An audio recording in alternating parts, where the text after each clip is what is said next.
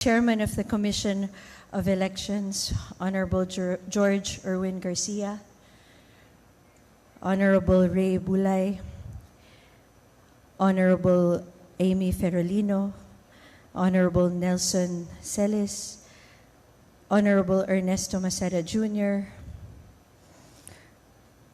Honorable Marta Tangaño Kasingal, Honorable Nolly Pipo, sa lahat po ng nandito ngayong hapon, sa ating mga minamahal na kababayan, I stand here incredibly honored and humbled by this opportunity. I'm grateful to God that we had a peaceful elections with a very good result. And today, with all humility, tinatanggap ko po ang responsibilidad na ito at karangalan na ito. And I promise that I will work twice as hard, that I will stand twice as firm, and that I will serve with all my heart and exhibit leadership, because leadership is about showing up, standing up when it's easier to play it safe, and speaking out when it's more convenient to stay silent.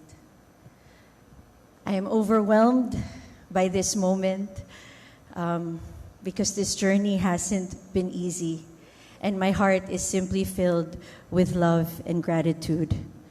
Again, I would like to thank God, everyone who supported and was part of my campaign, to everyone who pulled me through this, to my fellow candidates and my fellow senators. You are all an inspiration to me. And thank you for encouraging me.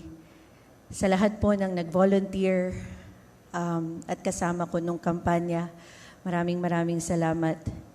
And to my family, to my husband, Erwin, to my kids, Tristan and Cara, thank you for being with me through the highs and lows. To my brothers, Paolo and Mark, thank you for guiding me and bringing me home. And above all, to my parents, to my mom, Senator Cynthia, and to my dad, Senator Manny Villar.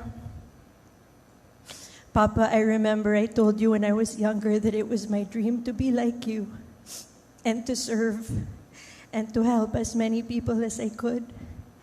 And thank you for helping me achieve my dreams and making my dreams come true. And higit sa lahat po ng ating mga kababayan na tumulong po sa akin at nagbigay ng tiwala at suporta, maraming salamat po. Iingatan ko po ang inyong tiwala at suporta at makakaasa po kayo na magtatrabaho po ako para yung mga pangarap natin para sa sarili natin, sa ating mga mahal sa buhay, sa ating pamilya, at para sa ating bansa ay makakamit natin ng sama-sama. Muli, maraming salamat at mabuhay po kayong lahat at mabuhay ang Pilipinas.